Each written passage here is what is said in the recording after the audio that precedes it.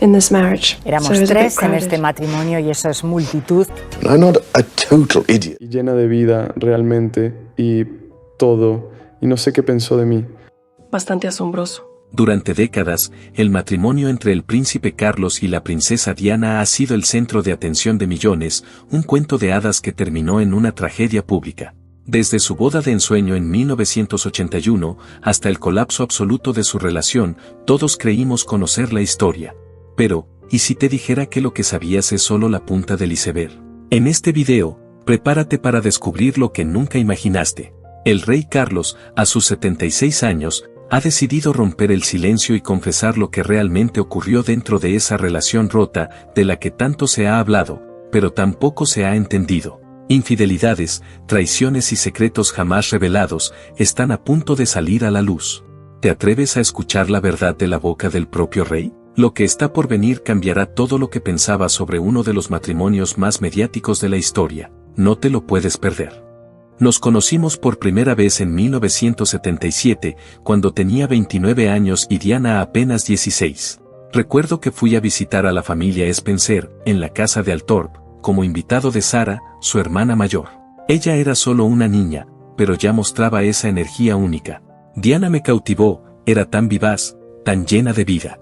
Años después, ella me confesó que me había mirado y pensado, Dios, qué hombre. Yo, por mi parte, la vi como alguien encantadora, fresca. Pero no fue hasta 3 años después, en julio de 1980, cuando realmente nos volvimos a encontrar. En ese entonces, yo todavía estaba de luto por la muerte de mi querido tío, Lord Mountbatten. Fue él quien, de alguna manera, me había aconsejado que disfrutara de mi juventud, pero que eventualmente debería casarme con una mujer joven, alguien que fuese discreta, obediente. Diana, con su delicadeza, se acercó a mí, me dio el pésame por la pérdida, y en ese momento, sentimos una conexión, fue cuando todo comenzó. Pasaron semanas en las que me distancié, pero ella seguía en mis pensamientos. Recuerdo que, a finales de 1980, la invité al castillo de Balmoral, la residencia escocesa de la familia real. Los medios no tardaron en enterarse y comenzaron a publicar titulares como, El príncipe enamorado otra vez. Pero la verdad es que, para entonces, apenas nos conocíamos. Solo la había visto 13 veces antes de que nos casáramos.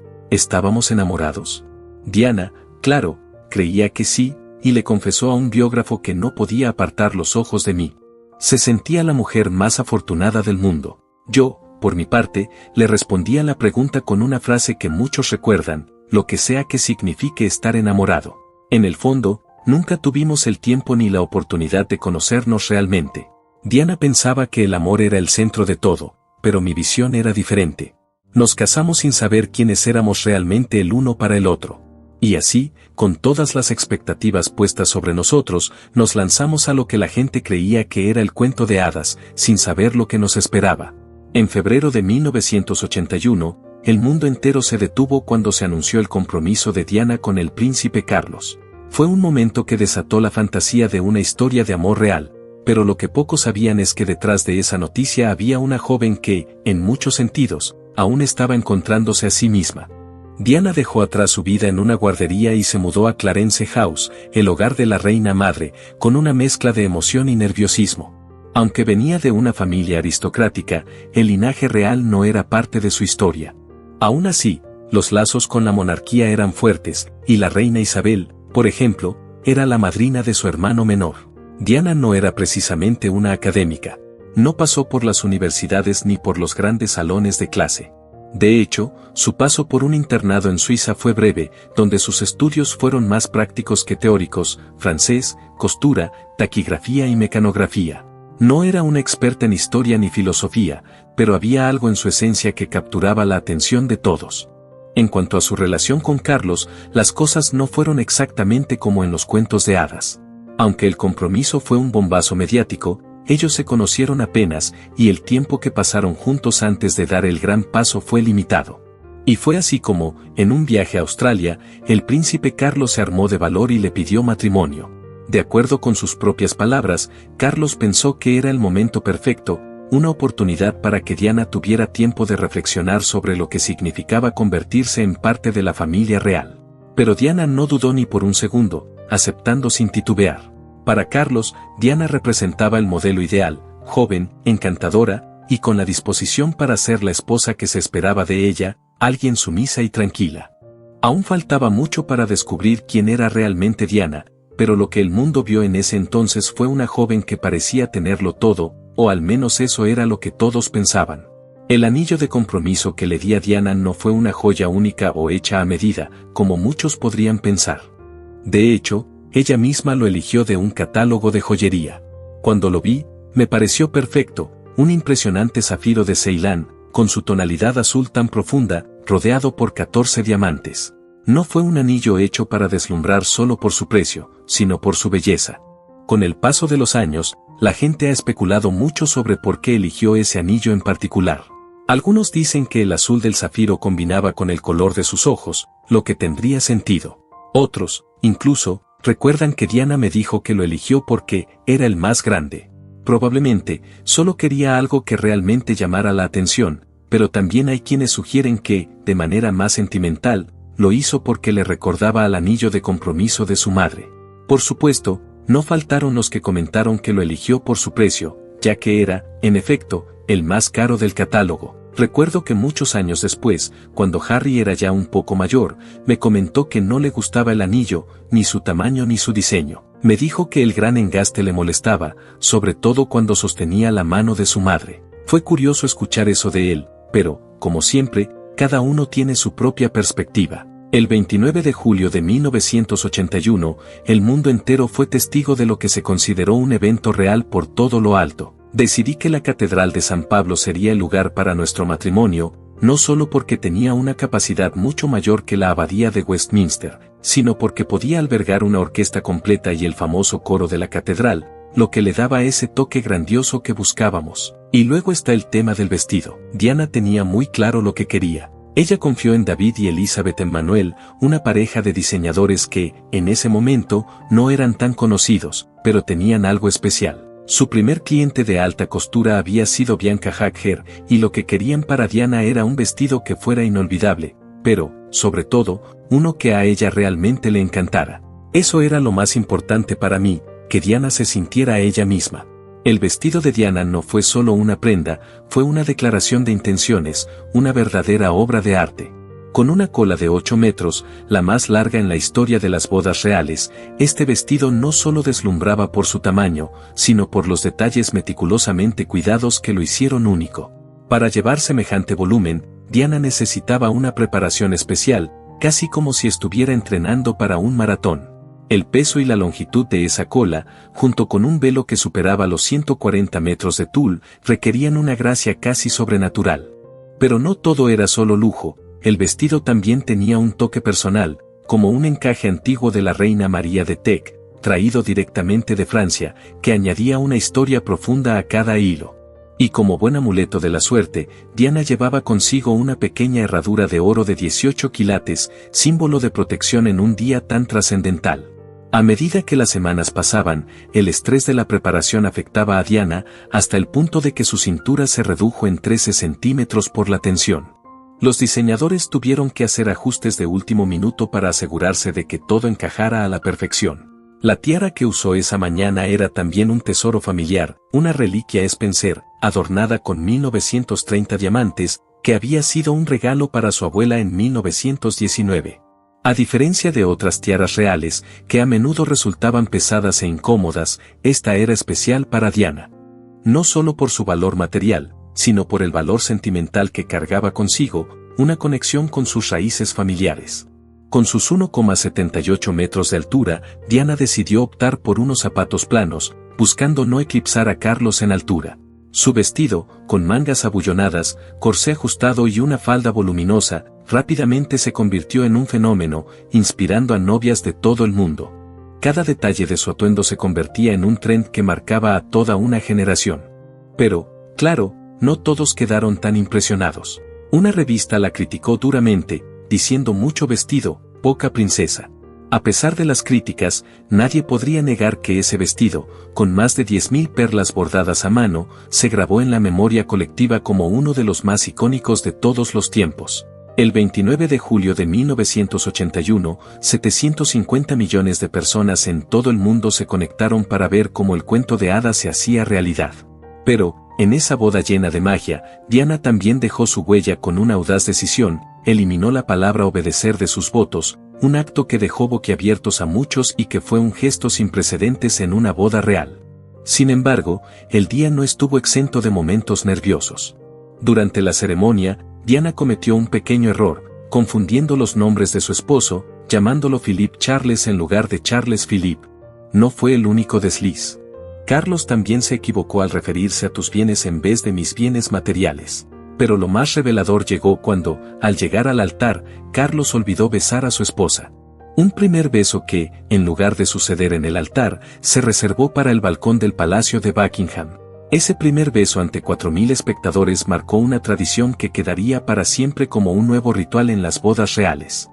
Un día de altibajos, de historias detrás de cada detalle, pero, sobre todo, un día que quedará inmortalizado en la memoria de todos.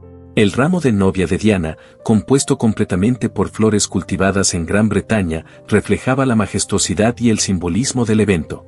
Tras la ceremonia, Diana describió la experiencia como increíble, maravillosa, como el paraíso, pero en su interior, los nervios la abrumaban.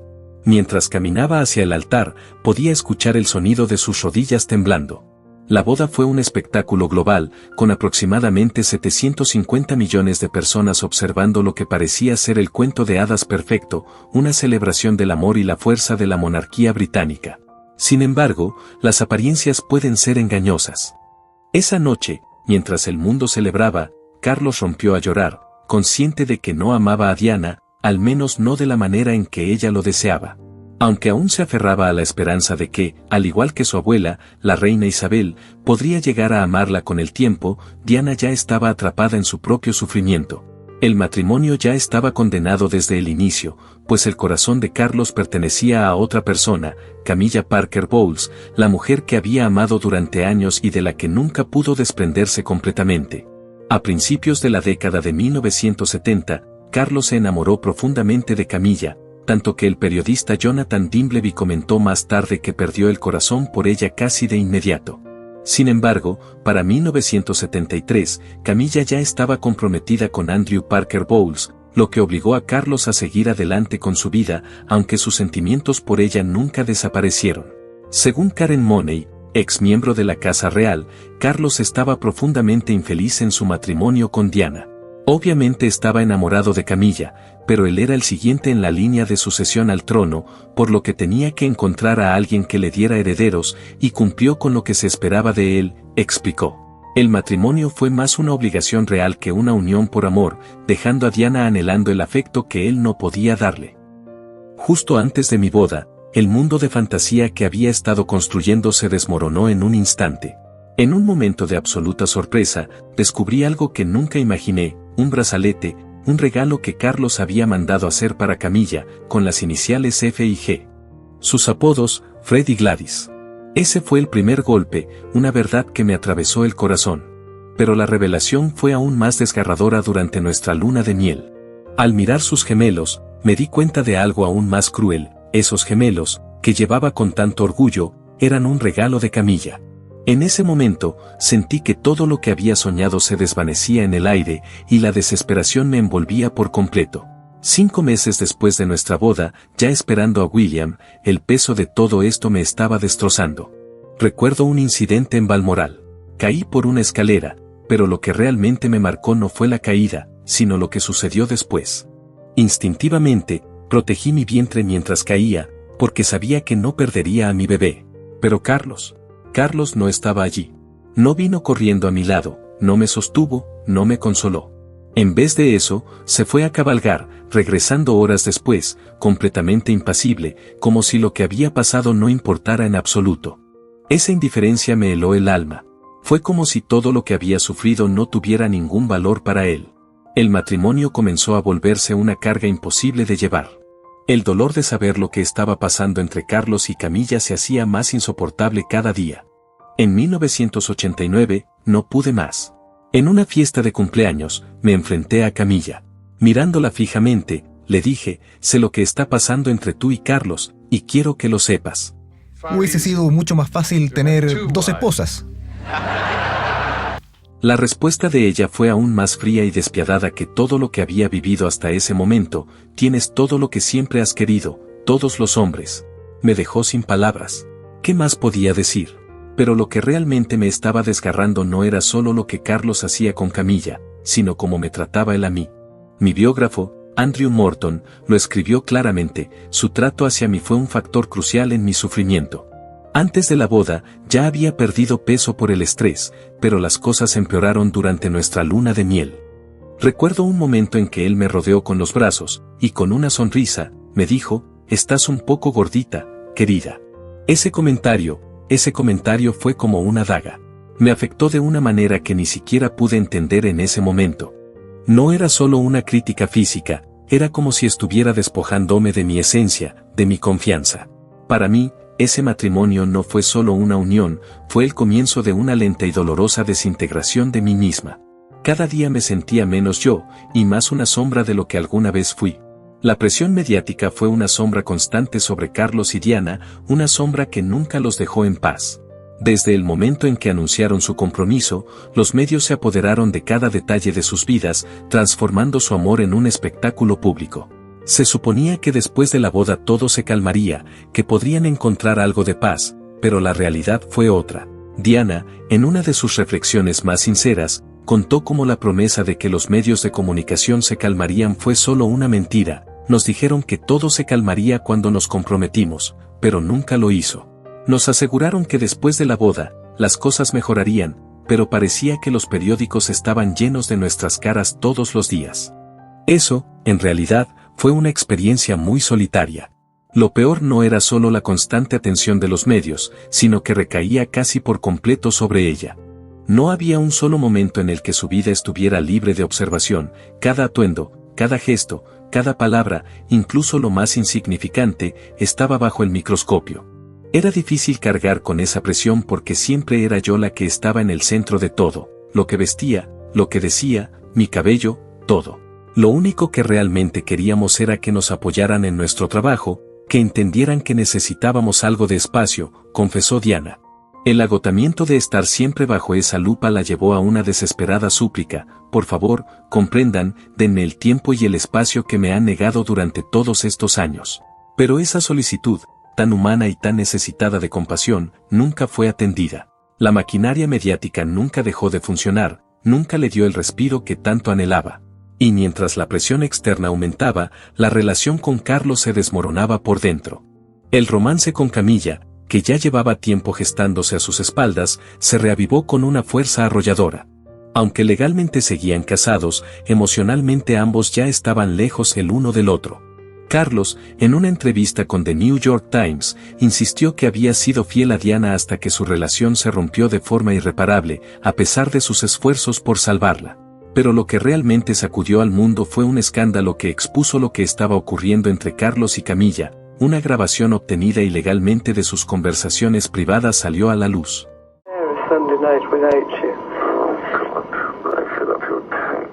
La intimidad de esas palabras sorprendió al mundo entero, pero nadie más que Diana pudo sentir el peso de esa traición.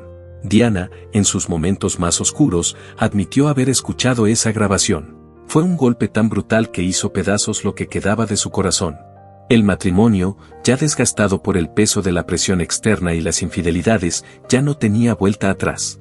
Bueno, como todos saben, éramos 3 en este matrimonio, así que estaba un poco abarrotado. Esa fue mi respuesta cuando se destapó el escándalo. Nunca imaginé que mi vida se convertiría en una especie de circo mediático, pero así fue. Cuando Diana me confrontó directamente sobre mi aventura, yo no lo negué. No traté de esconderme. Simplemente, lo justificó de una manera que me hizo aún más difícil de entender. Me niego a ser el único príncipe de Gales que nunca ha tenido una amante. Como si eso fuera lo que esperaba de mí, como si fuera algo que debía hacer para ser un príncipe. Pero, como bien saben, no fui el único buscando consuelo fuera de mi matrimonio. Diana también encontró su propio escape.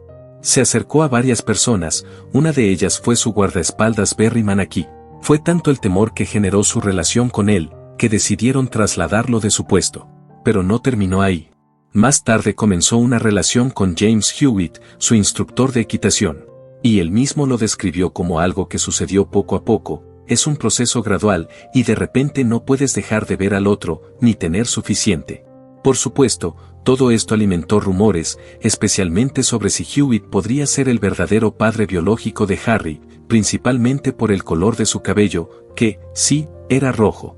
Pero, si observamos la línea de tiempo, podemos ver que Harry nació 2 años antes de que comenzara esa relación. A pesar de todo eso, los medios seguían insistiendo en la especulación. En cuanto a Diana y yo, después de todo lo que pasó, decidimos anunciar nuestra separación, pero siempre con la intención de seguir cumpliendo con nuestras obligaciones reales. Sin embargo, la reina, que tenía su propia visión de las cosas, ya tenía otros planes para nosotros. La verdad es que el daño ya estaba hecho. La imagen perfecta del cuento de hadas que tanto se había vendido al público ya se había desmoronado. Diana, quien alguna vez fue la mayor joya de la monarquía, ahora era vista como un problema. Y el escándalo, por supuesto, debía ser contenido. El 12 de julio de 1996, cuando el mundo ya conocía la verdad, la oficina de prensa de la reina hizo oficial lo que todos temían, la disolución del matrimonio entre Carlos y Diana.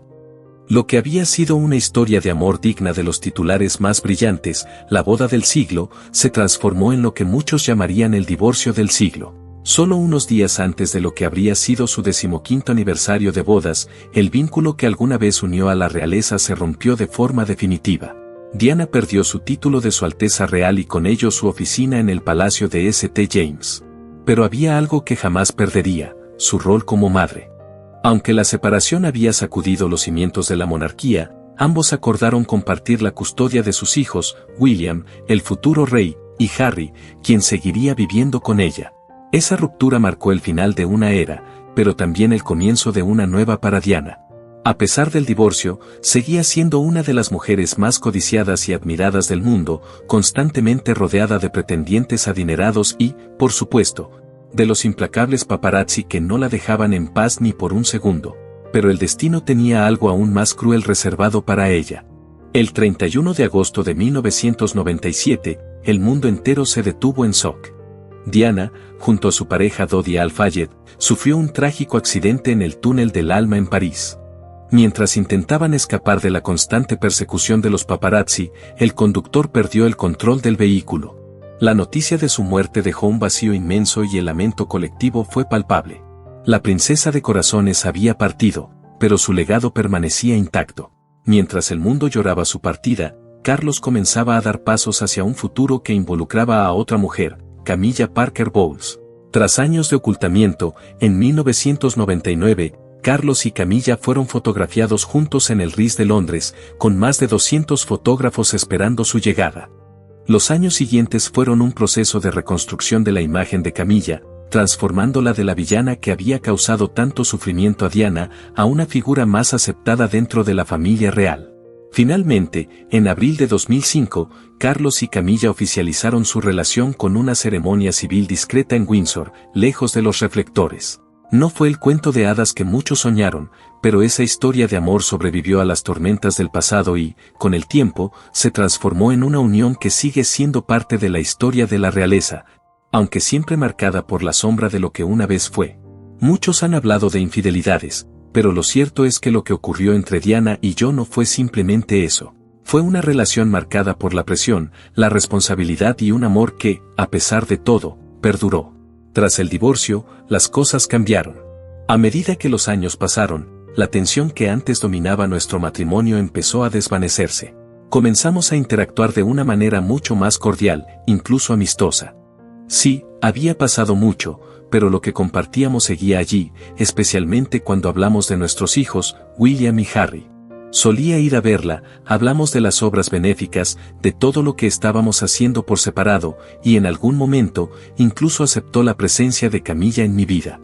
A veces, las cosas son más complejas de lo que parece, y aunque las circunstancias nunca fueron fáciles, llegamos a un entendimiento. Pero todo eso cambió en un instante.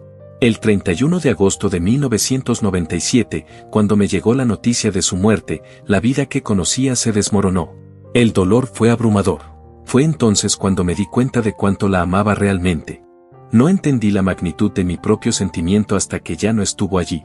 Es curioso cómo la vida puede ser tan impredecible, como las relaciones, aunque complicadas y tumultuosas, pueden seguir su curso, tal vez en silencio, tal vez en paz, hasta que de repente todo se termina. Lo que compartimos, Diana y yo, fue un torbellino de amor, deber, conflicto y, al final, tragedia. Quizás nunca sepamos toda la historia, pero algo es seguro, lo que viví con ella no se puede reducir a simples titulares. Fue una historia mucho más compleja, llena de luces y sombras. Ahora, con 76 años, el rey Carlos ha decidido romper su silencio y sorprender al mundo con su visión sobre el pasado. Pero mientras seguimos desentrañando los detalles de su historia, una gran pregunta queda flotando en el aire: ¿estaba su matrimonio con Diana destinado al fracaso desde el principio? ¿O las circunstancias podrían haber sido diferentes en otro contexto? Queremos saber tu opinión, así que déjanos tu comentario abajo. Y no olvides darle like y suscribirte para no perderte más contenido sobre la realeza y las últimas actualizaciones. Nos vemos en la próxima.